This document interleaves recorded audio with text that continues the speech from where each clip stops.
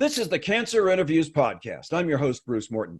Our guest on this episode has twice survived breast cancer. Prior to her diagnosis, exercise was a big part of her life, and it still is. She is Erin Gratsch of Cincinnati, Ohio. Hers is a message that can help you in a big way, whether you have or have not been diagnosed with cancer. So now it's time to hear that message, and here she is, Erin Gratsch. And Erin, welcome to Cancer Interviews. Thank you so much for having me, Bruce. Erin, the first thing we want to do with you is the first thing we do with all of our guests, and that's to learn a little bit more about you, your life, exclusive of cancer. So if you would, tell us a bit about where you're from, what you do for work, and what qualifies as fun for you. So I'm a Cincinnati born and raised native. I have three boys, mom of three boys, and then two stepdaughters. One graduated from West Point, another one from Ohio State University, two at Miami University, and one in 8th grade currently. So very successful children, very proud of them. I myself run the mobile mammography program for Mercy Health, helping women that may be in rural areas or at their workplace, making it convenient for them to get their yearly mammograms. What I like to do for fun, I'm a runner, as you mentioned. I like to exercise. I love hiking. I love trail running, anything outdoors, kayaking, just outside moving in nature is definitely something that I really enjoy doing. We're going to talk about your cancer diagnosis, but first I want to get to your health and what it was like prior to your diagnosis. With all the running and all the other non-running exercising you're doing, I'm guessing you were probably in pretty good health. I was in the best shape of my life, or so I thought. So I'm really a walking poster child of why you should have your yearly health screenings. It's very important because we might feel like we're fit on the outside, but on the inside, we may not know what's going on. So I just ran the Boston Marathon and then the Flying Pig 2 weeks later before I was diagnosed with breast cancer in 2016 at age 45. By the way, we're confident you'll be able to learn some tips and tools to help you through your personal cancer journey via Cancer Interviews. But first, we'd like to invite you to please give us a like, leave a comment or a review below, and share this story with your friends. Kindly click on the subscribe button below and click on the bell icon so you'll be notified the next time we have an interview. And if you or a loved one are facing a cancer diagnosis, please click on the link in the description and show notes below to check out our free guide, The Top 10 Things I Wish I Knew When I First Got Cancer. And Erin, as far as when you first got cancer, I think you've already tipped us off as to the answer, but we still want to hear it. How did you find out that you had cancer? So I was shopping and, just my life was very busy. A year prior, I was taking my mother to chemotherapy, and I, was taking care of her, busy with my life, running, thought I was in great shape, went to the gym one day, came out, had to go to the grocery next door at Fresh Time, and there was a mobile mammography unit sitting outside, and I knew I was needing my mammogram. I was late, overdue. So I knocked on the door and she asked me if I had an appointment, and I said no. And she said, come on in. And one thing led to another. I had no family history. About 85% of women do not have family history. Was negative for the cancer gene. Only 7% have the cancer gene. So I went on my way thinking everything would be fine, and it just kind of snowballed from there.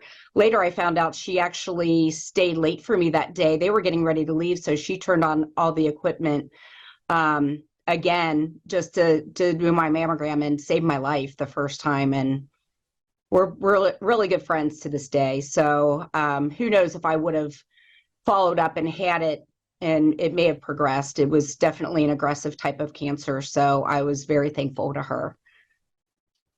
And for breast cancer, there are a number of treatment options. Did you have treatment options? And if so, once they were presented, what sort of treatment did you decide to go forward with? So the first time I was DCIS, Ductal Carcinoma In Situ, which means It was inside my milk ducts, and it was stage 0. But it was triple hormone negative, and it was grade 3, which is a fast growing type of breast cancer. So from the time that I was diagnosed to the time that I had a unilateral mastectomy was about a month. So I chose to remove my breast on the left side and do nipple sparing at that time. And they believed at the time that that would cure my cancer. And it did for 6 years, or so I thought. Well, breast cancer, as we have learned from these interviews, and I'm sure as you have most definitely learned, breast cancer can return. Did yours? Yeah, so it did return. 6 years later, I was out for a run, came home that night, had some chafing on my right breast, and then fell over to the nipple on my left, which was the breast that I had removed and had nipple sparing, and felt a lump. So because once you have mastectomy, you don't get mammograms. You don't qualify for them. So the only screening that I was doing was self-breast exams. So it's why it's so important not to only do mammograms, but also to do self-breast exams.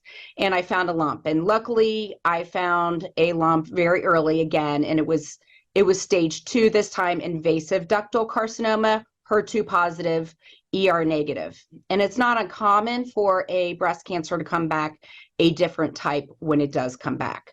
So, and that was of July of 2022 when I found this second lump. And again, I'll ask, did you have treatment options? And once they were presented to you, what did you choose? So I had treatment options. My options were pretty much throw the book at it. It was a second occurrence, so they didn't want to mess around. They wanted to make sure that this didn't come back. Luckily, I caught it early stages again. There was no lymph node activity that they saw. So they did TCHP, which is a type of chemotherapy, 6 rounds, 4 months of chemotherapy, followed by surgery to remove the tumor, and which was actually not there by the time, but to remove that area, and then followed by 25 rounds of radiation. So I just completed that about 2 weeks ago, my radiation. So that was exciting. And the chemo, what was the toughest part of that? All of it. It's definitely something that, you go to and you're scared to go through all of it, I think, but not knowing the side effects, losing your hair, the fatigue, the nausea, the metal taste in your mouth. So it's just that I think the metal taste was really horrible for me. It tasted like I was eating gravel when I was eating food. The fatigue was awful. So I would sleep probably 12 to 13 hours a day when I was down for like about 5 days, I think. But the good news was I was able to come out of it and feel normal about a week to 2 weeks later. So that was the upbeat part of it, knowing that I could get back to some normalcy. Erin, the tail end of your last answer to some degree answered my next question for you, but I would like to hear you go into it in further detail. Chemo, that's very physical, what you experienced going through that.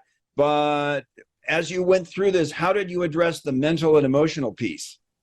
So I really took it one step at a time and didn't try to, just like a race, a marathon. It's a marathon, not a sprint. So I think when you're a cancer patient and you're looking at your treatment, it can be so overwhelming, and it's thrown at you so quickly, and you have to make all these decisions so fast.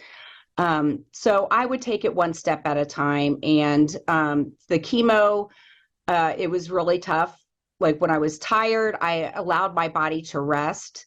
And then when I had some energy, I would push myself to get a workout in and to move my body, whether it be walking, and then some days it might be running. I might teach a spin class. I might feel, like I could do that. And when I felt like I could, I would really make it a point to do that, because it helps with your recovery as a breast cancer survivor. Running and going through chemo are two different things, but both of them, especially if you're running competitively, both of them require a pretty good amount of mental toughness. Did the mental toughness you already had from your marathoning experience, did that help you when combating chemo? I do believe so. I really do. You know, I'm always strong-willed. I've always been a fighter. You know, marathons are tough, chemo's tough. So, you know, I just looked at it, you know, put my head down and kind of just pushed through it. I think, you know, try to have a positive outlook on it, because I think you can either curl up in a ball in a fetal position or you can move forward. And I just choose every day to move forward.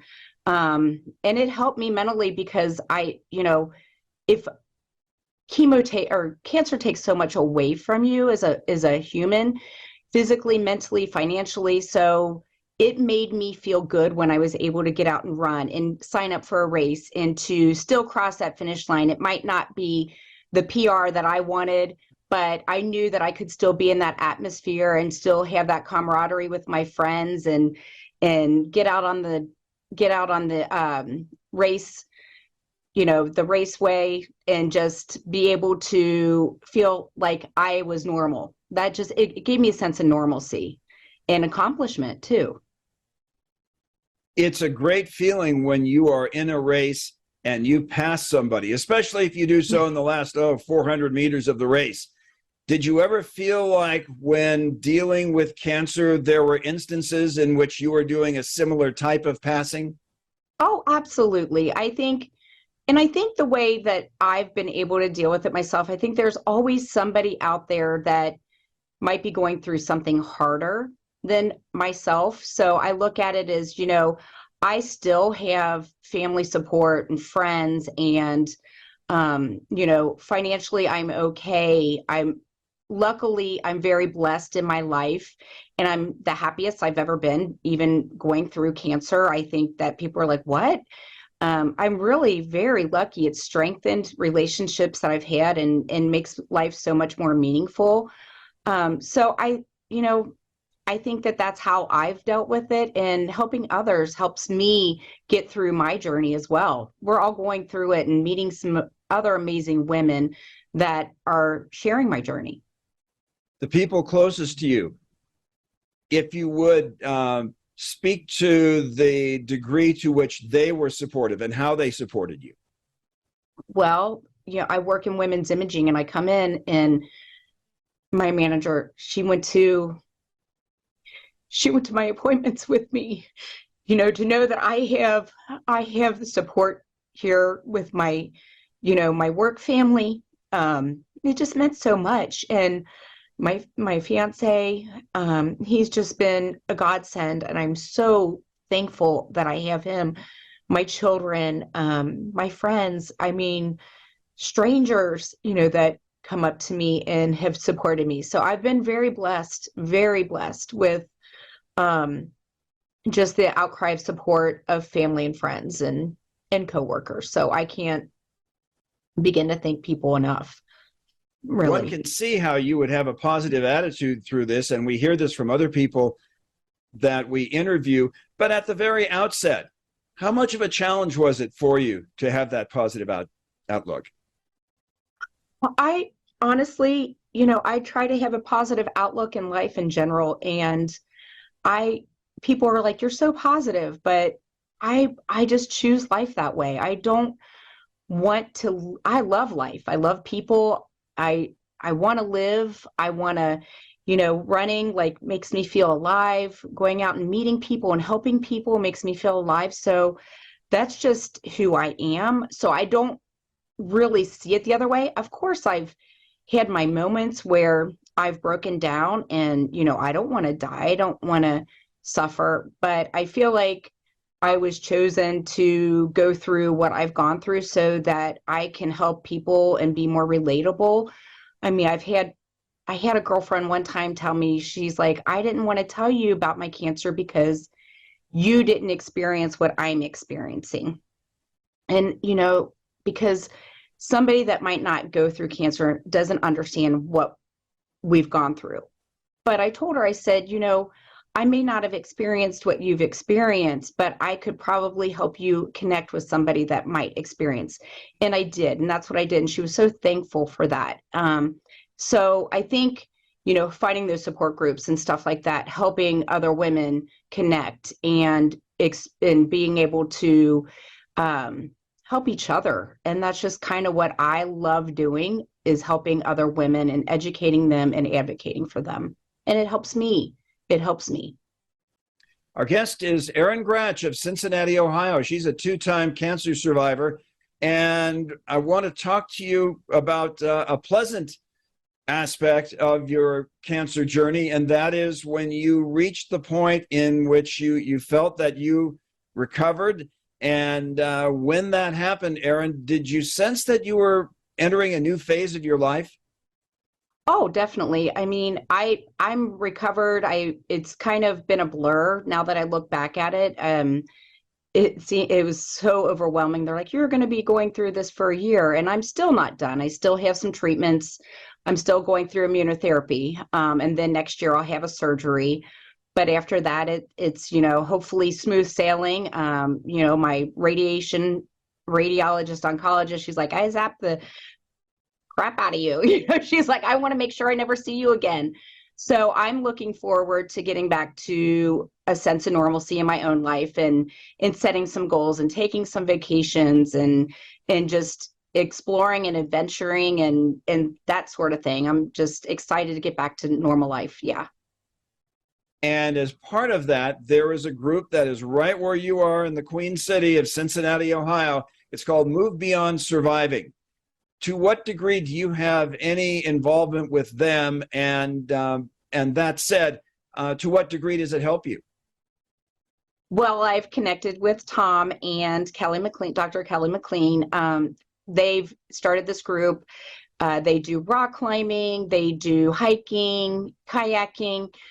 So I was finally able to go on a 6-mile hike at Hocking Hills, Ohio State Park about a month ago, and with other breast cancer survivors. And it's just a way of pushing each other and connecting again on a different level outside of thinking about cancer, and just getting out in nature and enjoying what God has to provide us, and being able to push each other. And there's all different levels. So, we sit down and have lunch and take pictures, and there was like a fire tower, and I'm like, come on, Tom, and we raced to the top. And it's so much fun to get together with these women that are so incredibly strong, and encourage them to get at them maybe out of their comfort zone to do something outside of cancer. And it helps with their recovery. It helps your heart and your lungs that chemo can be so taxing on, and radiation can be so taxing on. It's proven that, it makes you stronger, and it helps keep the cancer at bay as well. Keeps it from coming back by staying active. You referenced Tom, and that is Tom Tressler, who runs Move Beyond Surviving.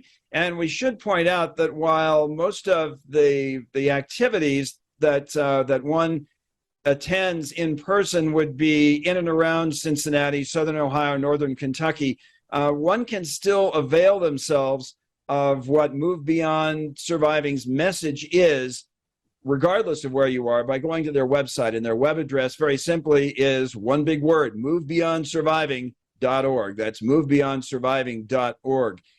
And again, with this moving beyond surviving piece, if you would, Erin, in your words, explain just why it's so important to recognize that phase as a phase, and why it's important to address it.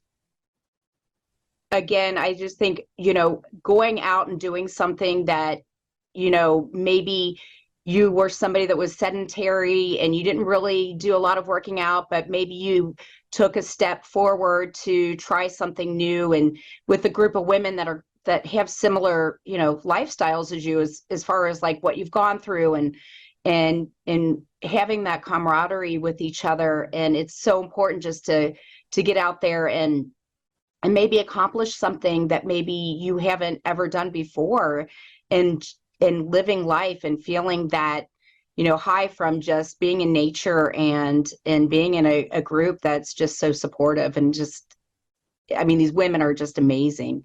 And Tom and Kelly are just amazing. It's just such a wonderful day, and everybody comes out of it with a smile on their face. And Miami University students that volunteer their time, that guide us and help us out, are also amazing. All right, Erin, we're going to wrap things up now. And when we conclude, we also conclude the same way, just like we begin the same way. And that is that imagine yourself in a position, and I'm guessing you've been in this position, of encountering somebody who has just been diagnosed with breast cancer. You might have a lot of things to say to them, but if there's one part of your message for that person that stands out above all others, what would that one thing be? I would say be an advocate for yourself. There's so many women that, they go to the doctor, they hear about it, and they just kind of follow the herd. I would definitely get a second opinion, not because you don't have cancer, but because you want to know that you're on the right treatment plan that the first doctor may have given you. It just will give you more confidence in your doctor and in the decisions that you've made, because there's going to be a lot of decisions that you have to make in making sure that your cancer doesn't come back. And I think that, definitely a second opinion. I hear so many women ask for advice on the support groups that I'm in, but, I always say, a professional second opinion is always, always a good idea. Excellent. Erin, thanks so much for a great story, and thanks so much for a lot of great advice that should resonate with someone who's either just been diagnosed with cancer or, again, for somebody who isn't, because exercise and a healthy lifestyle is so important.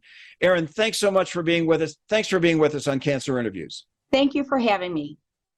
And that's going to wrap up this episode of Cancer Interviews. And we'll say, as we always do at the end, if you are in a cancer journey or a loved one is, you or they are not alone. There are people out there just like Erin. There are organizations just like Move Beyond Surviving that are ready to help you. All you need to do is listen when they speak. So until next time, we'll see you on down the road.